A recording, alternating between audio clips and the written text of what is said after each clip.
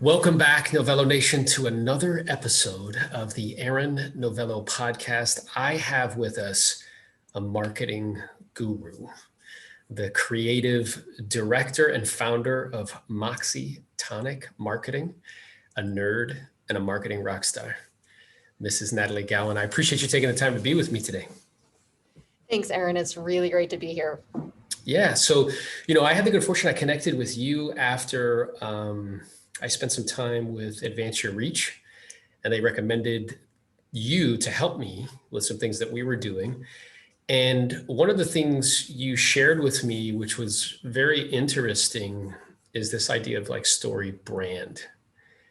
And, prior to me being exposed to that, I was kind of under the assumption, which I imagine a lot of people are, that the purpose of kind of marketing is to toot your own horn and how great you are and things of that nature versus, having the clients be kind of the hero and you helping them to accomplish their goals. So if you could just real quick, if that's possible, kind of share with us like what is story brand and why you feel it's so important for whatever it is somebody's selling, whether they're trying to sell real estate or classes online or whatever it is. Mm-hmm. Yeah, that's a really great question. And storytelling in marketing has been around for a long time. You mentioned that I am a marketing nerd, which is totally true because I like to look at marketing from magazines in the 1800s, and they're always telling a story, and it's long form in this storytelling, and that's evolved over the years as our attention spans have changed. And what it takes to keep and hold people's attention has changed. But the one thing that hasn't changed is the fact that stories are very compelling.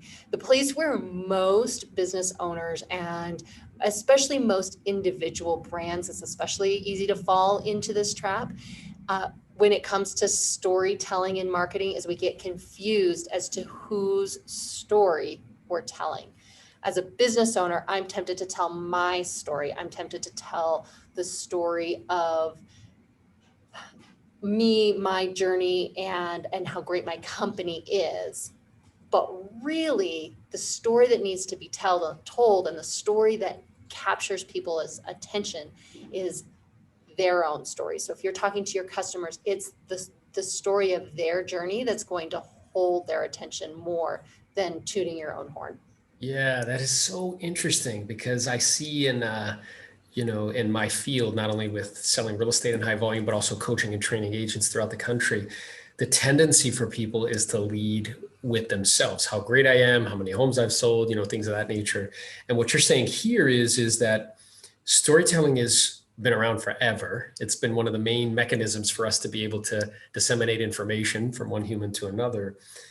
And what's interesting is that confusion of whose story you're actually telling, right? So could you give us an example of like what you mean by that, right? Like how somebody could think it's this, but it's actually, this is the story that should be told. Mm-hmm. So if I'm a real estate agent and I come in and I say I've sold X number of houses, this is how many days they're on the market. I'm telling my story. And in my mind, I'm thinking, I'm making this such an easy sell to this prospective seller, right? They're definitely going to list their house with me because they can see I can do this so well and so fast. In their head, they're thinking, I have to move. I have to pack my boxes. Oh my gosh, do I have to clean my closets before we can show the house? They're thinking about themselves and their problems. And when you're over here with this story about what a great agent you are not helping them solve their immediate problems. So when you enter into their story and pick up where they're at, it becomes it becomes easier for them to see you fitting into their life.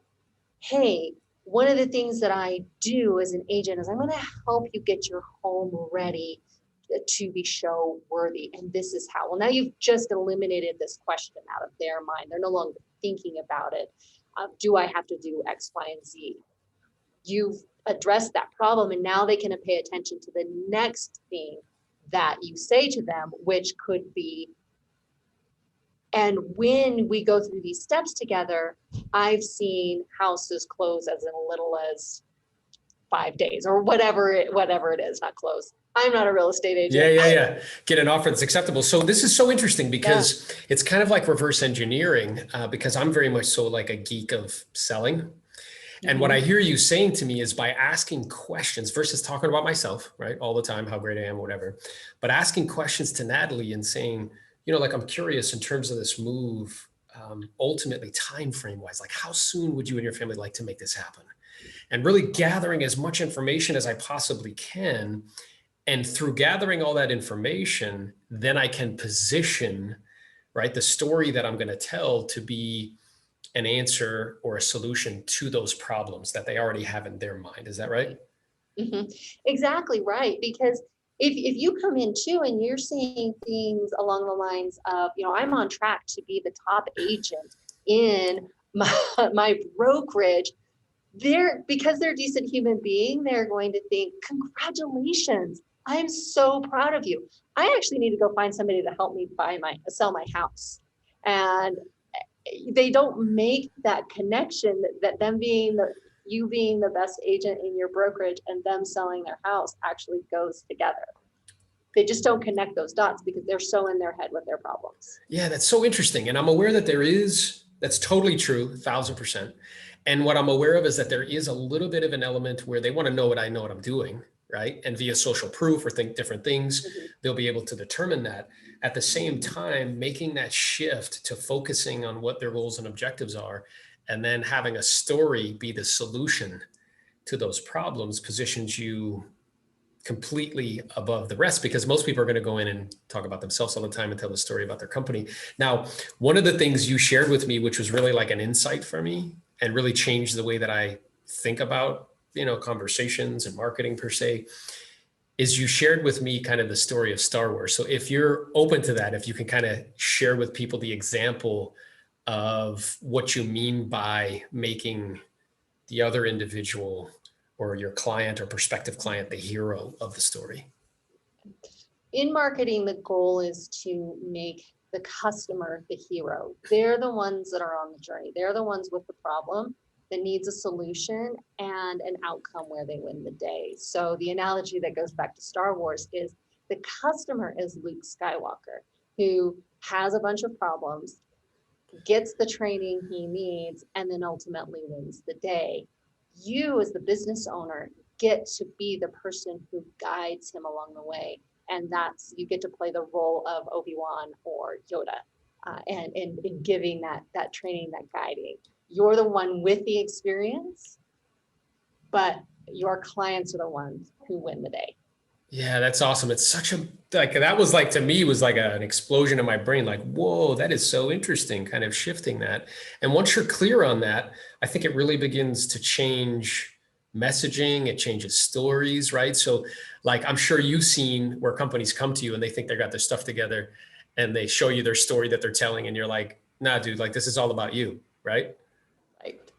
Yeah, and can I pick on the real estate field for just a A hundred minute? percent. Yeah, let's do You it. guys are the worst at it. Like and because it's all personality driven marketing, and that's okay. People want to connect to the person behind the products and services that they are buying. However, there needs to be that buy-in factor. And if you're personality marketing, you always need to be turning it back around to what's in it for them, what's in it for your clients. Why do your accomplishments, skills, personality, negotiation tactics, whatever it is, why does that matter to them? Yeah. So if you were to kind of, consult with, real estate agents, what would you say are like two or three things that they should be focused on or really looking to implement to not fit in that category of like the worst? Yeah. I think there's a couple of things that you can do to show the social proof and the expertise that you have without standing in the hero spotlight. One is customer testimonials. You can say how great you are all day long, but as soon as your customer says how great you are, it takes that up 10 levels. It increases the validity of that statement tenfold. So that's the number one thing you can do, is have other people tout your accomplishments. The other thing that you can do is you can really paint the successful ending. What does being the hero and winning the day look like for your customers? And is that being able to sell a home quickly? Is that being able to get top dollar for it? What is it that they want? You mentioned those really great, leading questions that are really fact finding that you ask in your discovery process. Most of the time, if you ask people, they will tell you exactly what success looks like for them. And if you can turn around and rephrase it to them 5 minutes later, they'll forget that they told you, and they'll feel really heard and seen. Yeah, it's so interesting you say that. I'm taking notes as we're writing. I read, I think it was in the book Influence by Dr. Cialdini, where he said that people like at restaurants, like waiters and waitresses, if they actually write down when you say the order, they just write it down. On average, they get like a 15 to 18% higher tip versus somebody who just stands there and is like, and then walks away. So it's so interesting, right? Fascinating. Just because like I wrote it down, you're like, oh, he's really listening to me. Like he's paying attention to what I'm saying. It's exactly right. So I wrote down two things, right? So I tell people regularly like this idea of digital assets, and you just kind of painted it in an interesting way, which is that, digital assets are a way to brag without you having to do it. And it's a way for you to say like, yeah, I'm great, but it's not coming out of your mouth. So it's shifting, right? The kind of humble brag sort of thing to wait, like this is what my clients are saying, right? And then that demonstrates social proof. It demonstrates authority, that you know what you're doing. And those digital assets do that on your behalf. So you don't have to go in and say, did you know, like I'm the best agent and I sell the most homes and that sort of thing. Is that right? Yeah, that's exactly right. And really, most people are just trying to check two boxes, and they can be checked very easily. They want to know that you have the qualifications to do what you say you're going to do, and they want to know they're not your first client. That is basically it. Yeah. And here we come in with a whole long resume of everything we've ever accomplished in our entire life. And quick story. Yeah, I wish I'm sure this is a huge breach of HR policy, but I was working on a story brand session with a client who said, you have got to see this resume. It was an ER practice of doctors, and she pulled out this doctor's resume of a surgeon, a neurosurgeon, a very accomplished woman who in her CV had listed everything she'd accomplished all the way back to winning second place in a beauty contest in the 3rd grade. That's crazy. We're tempted to do that, but you just have to ask yourself, what does that have to do with her performing brain surgery, right? Nothing. And but it's also, it's so indicative of like, kind of the need for significance, right? Like I'm a big deal sort of thing, where what you're saying here, which is so interesting, is that they just want to know two things, man. Like, do you know what you're doing? Right? Like, can you help me? Are you qualified to help me? And that this isn't the first time you did it. And what I'm aware of is those reviews, they accomplish both. Right? Yeah. So you're saying like from a marketing perspective, which I tell clients all the time that I coach, that it's becoming imperative because technology is changing our expectations. It's changing our behavior patterns. And we all in the calendar year of 2021 consult our phones and we look at reviews prior to making decisions about who gets our money. And what you're saying is it's interesting in that it helps you to be able to, not have to be in a position where you're talking about yourself, that those digital assets will handle those two qualifications in the minds of the consumer without you even speaking to them. Mm-hmm. That's awesome. And if you have that, if you're using Google or Facebook reviews or whatever third-party platform you want to collect reviews on, that verifies it in the mind of the customer. And then it opens the opportunity for you to spend all of your time focused on their problems. And then you have their attention. Marketing is all about getting attention. And the number one thing that a person will pay attention to all day long and never get tired about is somebody talking about their problems. Yeah, that's totally true. And you're absolutely right in the sense that previously in kind of my initial training in real estate, it was very much so kind of what you described as like the worst, right? Like, I'm the best and being very kind of individual and ego kind of centric. And what I found is that I could get people to do what I would like sometimes, but oftentimes A, they weren't really happy about it, or B, I didn't really feel good during the process, right?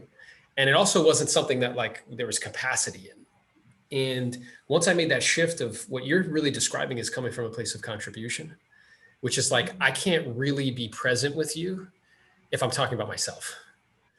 And and it's also like when I go in and try to talk about myself, I'm trying to prove myself worthy. And I don't care how you do that, that never comes across great when you're trying to prove yourself worthy, right?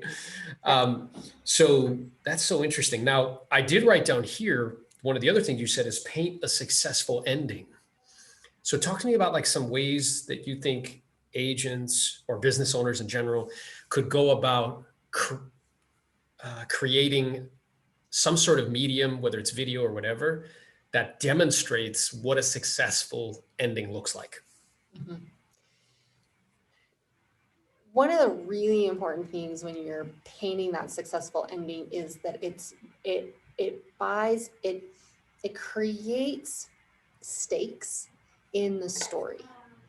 So the reason why you need to talk about these positive outcomes is because it helps people look into the future and see themselves with their problems solved.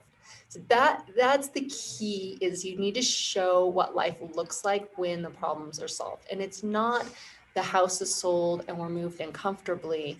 It's now we have more leisure time, or now we have the quality of life that we've been looking for, or now we're closer to family, or whatever that element of success was that particular customer client was looking for. You want to really detail that as much as possible, because and you probably know this, people have a hard time seeing past ugly paint and carpet, right? And into the bones of the house. Sure. And so as an agent, when you're trying to sell a house, you're helping them imagine what it will look like transformed. In your marketing, what you need to do is take that one step forward and help them imagine what their life transformation is when they've been able to make this move. Or if you're talking with investors, what it looks like when they now have this investment property income coming in as well. And what does that allow them? What possibilities does this open up to them? People want to know what the growth path is. Yeah, that's so interesting, because what I'm aware of is you can do that.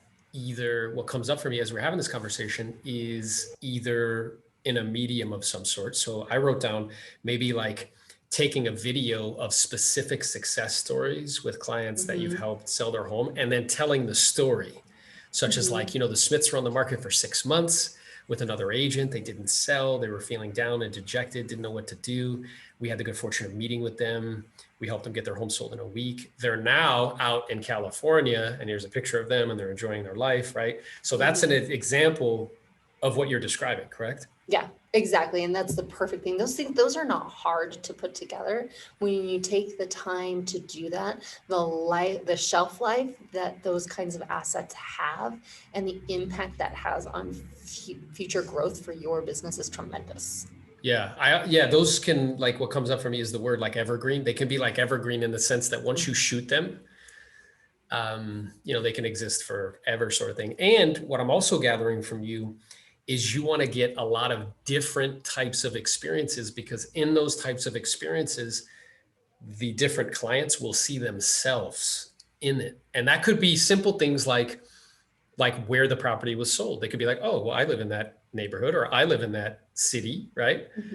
And, or it could be the overall kind of overreaching, kind of dynamics that the people were dealing with. Is that right? Exactly. Yeah. The more specific you can get, the wider net you can cast as far as who you attract. So if you have lots of different specific stories, people will be able to pick and choose what resonates with them. Awesome. And then I'm also aware what came up for me too, as we were having this conversation, is you can do that with language, where you can start to give like social proof when somebody's example is similar. It's like, yeah, we had a similar situation for the Smiths. We put their home on the market. They weren't sure how to position it. They chose the second strategy. We ended up getting multiple offers and actually sold a little bit above the asking price. So by doing that, again, you're helping them to see themselves in the story, correct? Mm-hmm. Yeah, and it gives them confidence to take steps forward, because there's two things that keep people from moving forward in a marketing sense. The first is confusion. If they are confused about what they need to do and what the steps are to move forward, they will take no steps. If we give somebody too many options in marketing, they will not take any of those options. They will just be confused. And the second thing that holds people back is fear of failure. And a lot of times that's just because they can't see what the outcome is. And so their choice is to not do anything. And because at least they know what they have, right? They're not going to lose anything. They're Yeah, going to risk anything. And that's super helpful because, when people are, let's say for those that are listening, whatever business that they're in, if you have a client and they're not moving forward, what Natalie's telling us is that there's two things going on. They're either confused about what it is that you're offering them, or they're afraid that they're going to make the wrong choice or fail. And as such, in both of those, well, particularly the second one, I haven't painted a clear enough picture as to what the successful outcome is going to look like. Is that right? Right. Right. Yep. And then I can use different things to do that, whether it be media or kind of with language. Now, I'm curious because I know that what I, kind of engaged with you on was helping us to create an email sequence. And I know that, there are other kind of products or services that people use that for. At the same time, I'm also aware that people can be using that in their real estate business. So, one of the things that I see, whatever type of client it is, let's say it's an expired listing, they come off the market, the home doesn't sell, they get bombarded with phone calls, right? The minute it comes off the market. So what would be a way that agents out there could utilize technology that's readily available and with the story brand and everything that you're sharing with me on how to convert those types of kind of prospective clients into clients for their business? Mm-hmm. So we're talking specifically about that. Do you want to talk specifically about that scenario? Yeah, like that scenario. Yeah, because I'm aware that it's applicable to others too. Yeah. Yeah. It really, what we're talking about is entering into a very competitive marketing cycle. There's lots of agents that are going after this listing, and this applies to other businesses too, because competition is not unique to real estate, right? Competition is just part of business and life. And anytime you're in a very competitive space, anytime you're in a very crowded market, if you lead with three types of problems, your message is going to stand above the rest, because 90% of your competition is going to lead with their authority and how great they are and how good they are at what they're doing.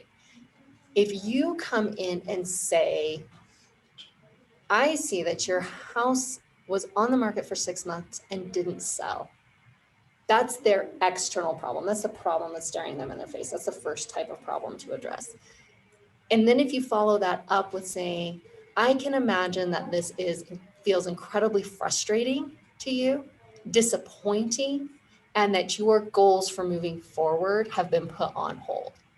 Now you've just identified their internal problems. When it comes to resonating and getting people to take action, the external problem is not the problem we're willing to spend money on. It's fixing the internal problems that motivates us psychologically. And when you study buying and selling, that's what gets people to take actions. Lead with the feelings and let people know you see and hear their feelings. And then the third type of problem is a philosophical problem. It's why it's the just plain wrong that this is happening to you. I'm sorry that this happened. It's really a shame that it wasn't able to sell. I think I can help. you offer that, you shouldn't have had to go through this. I can Yeah. help you. Yeah. Let me be the first to tell you that you definitely deserve better service than that. I Yeah. guess I'm curious. I mean, if you did have an offer that was like reasonable or acceptable in the next 30 to 60 days, do you think you would still sell the property, Natalie, or have things changed forever? And then that's exactly right. So this is so interesting. This idea between there's an external problem, I didn't sell. And then there's an internal problem is that I feel frustrated. I feel perhaps hopeless, like I don't know what to do. And you said something there, which was so critical, is that people don't spend money on external problems. They spend money to fix the internal problem. Mm-hmm. Yeah. Yeah. And that's fascinating because I remember I was at Business Mastery with Tony Robbins, and he said that we don't buy products or services, we buy feelings and identities. Mm-hmm. And that's exactly what you're saying to me, right? Right. Right. If I wanted to do some marketing for a lawn care company, I would not lead with the idea of you're going to have weed-free grass. I'm going to lead with the idea of you're going to have the best lawn on the block. Right. Yeah. That taps into the feeling of it. That taps into significance. Yeah. Like you want to be like, Exactly. yeah, because that's what he did. He went into the crowd and he was like, let me prove my point. He's like, how many ladies in the room have bought like an expensive purse? And they all raise their hands. And somebody, like, he grabs like a Louis Vuitton. He's like, okay, well, how much did you spend for that? She was like $5,000. He's like, great. Why'd you buy it? She was like, real sheepishly, she's like, the color. He's like, really? The doo-doo brown? That's what did it for you? It's like, no, look up on the list. Which one of those were you trying to accomplish? Which feeling were you buying? And it was significance because I want to be able to have it and have people look at me and be like, ooh wee, like she's so cool, right? Mm-hmm. Yeah. Well, that's very interesting. And you're right that 90% of people lead with authority on how great they are. Or they'll say things like, are you familiar with the techniques that I use this at home? Like, who cares? No, they don't care, right? Unless I can tap into what they're kind of feeling and experiencing. And then this philosophical issue, which is, well, gosh, I mean, you certainly deserve better service than that. And I guess I'm wondering, because my job is to help you, it's never to talk you into doing anything. Is this something that's still important to you and your family, or have things changed forever?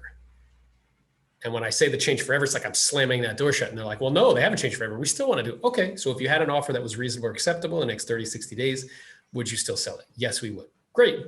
Well, just by you saying that demonstrates we should get together and discuss the options. Can I make a suggestion? And then we close, right? Right. And what you're talking about is those micro yeses that get people saying yes. Have things changed forever for you? No. Oh, so you still want to do something? Yes. And now you've got them, even just the process of getting somebody to nod their head has been shown to, if you get them saying yes on little things, it leads to a higher likelihood of them saying yes to the big That's group. exactly right. And for those of you who can watch this, as I was doing it, you'll see that I was going like this. Yeah, we've both been nodding our heads. We've both been nodding like, yes, for sure. Yes. So that's wonderful. And then what I'm aware of is you can do this because we demonstrated kind of the geeky kind of nerdy psychology behind what it is we're doing. I'm also aware that you can do this in a medium like email, correct? Mm-hmm. Yeah. So talk a little bit about that. You can do this anywhere where you can put words. You can do this. You can do this in a face-to-face meeting. You can do this on your website. You can do this in email communications where you can even have a longer conversation.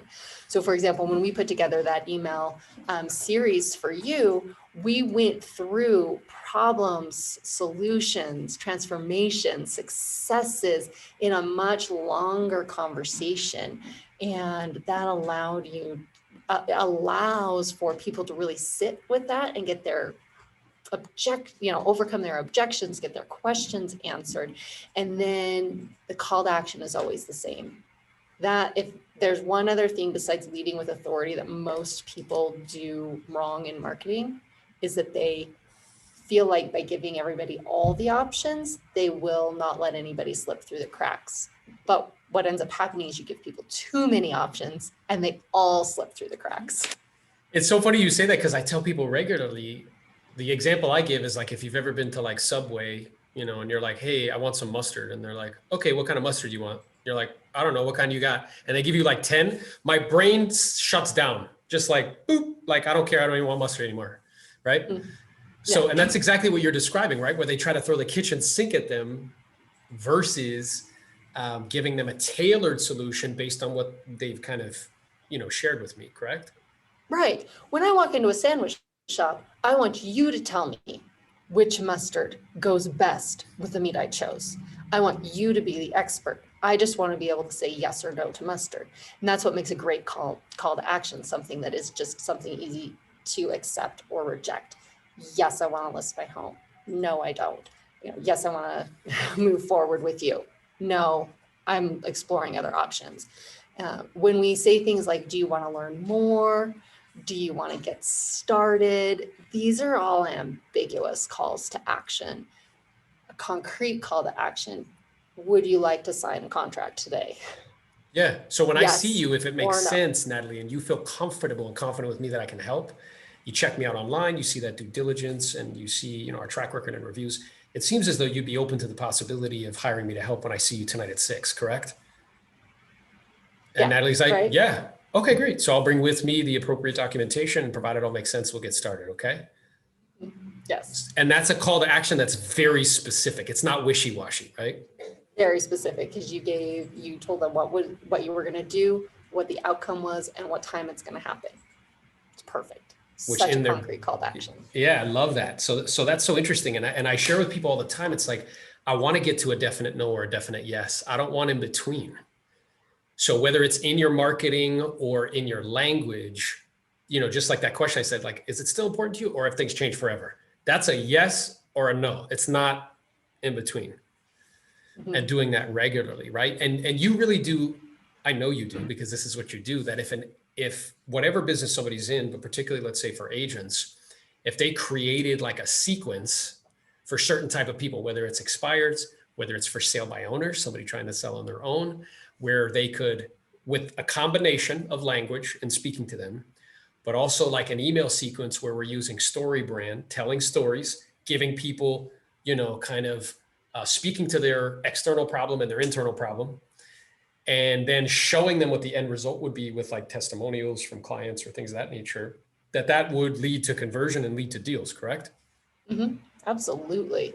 Like 100% without question. And what do you think the main barrier for most people is? Because I mean, clearly this stuff works. I get emails all the time from all different types of places, right? Like, why do you think people don't do this in their business? I don't understand. I think it's for a couple of reasons. I think number one, it's hard to see the forest from the trees when you're working on your own business. That's why having an outside opinion to help you filter the information in the correct format is such a great tool to really dialing in that message and getting it right. The second thing is that having an easy framework to use is something that most people don't have.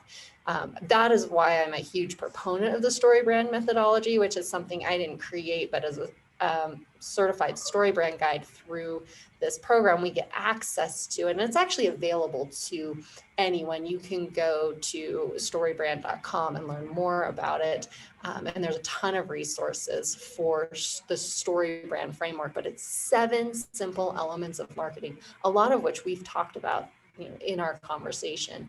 And I think those are the 2 things that hold people back. It's just lack of clarity on what's really important coming from them. We have a TMI tendency, honestly, and we just turn the fire hose on and get nervous and tell all the information, afraid we might miss something, and in that fear we miss everything because we've just really doused everybody with too much information. And then having a framework is the second part. That's awesome. So the right human, right? I'm aware that usually when we're stuck, like somebody taught me one time, like we're one relationship away. So it's finding the right person, right? And then also having like a framework with which to work from, and then begin with baby steps. I'm aware that, for me, that email sequence is like a relatively newer thing. And I'm aware that from that'll be a springboard to more, marketing pieces to come. So listen, I really appreciate you taking the time. This has been an enjoyable use of my non-refundable precious breaths. I hope it has been for you as well. I think people will get a lot from it.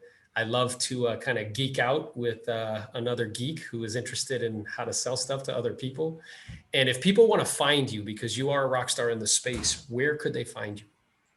Sure. I'm online in most places as MoxieTonic, and our website is moxietonic.com. And you can find out more information about StoryBrand there and how to infuse the right messaging into your marketing. Awesome. And I highly recommend her and her team. They're great. Again, thanks again for taking the time and look forward to reconnecting soon. Thanks. It's been a pleasure. Absolutely.